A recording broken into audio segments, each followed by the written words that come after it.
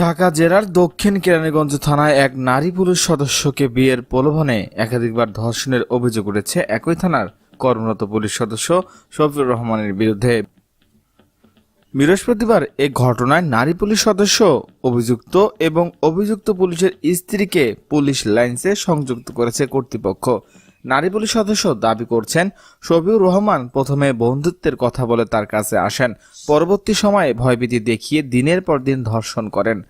অভিযোগ অনুযায়ী তিনি চলতি বছরের ফেব্রুয়ারিতে আশুলিয়া থানা থেকে বদলি হয়ে দক্ষিণ কেরানীগঞ্জ থানায় যোগদানের পর শফিউর রহমান তার সঙ্গে পরিচিত হন এবং গত রমজানে ঈদের পর এক রাতে বেড়াকে একা থাকার সুযোগে তাকে রুমে ডেকে ধর্ষণ করেন। সে ঘটনায় ভিডিও ধারণ করে শফিউর রহমান তাকে হুমকি দেন এবং ভিডিও ছড়িয়ে দেওয়ার ভয় দেখিয়ে নিয়মিত শারীরিক সম্পর্ক করতেন তিনি আরও অভিযোগ করেন, থানা সৈয়দ মোহাম্মদ আক্তার হোসেনকে বিষয়টি জানানো হলেও মামলা নিতে গড়িমসি করেন।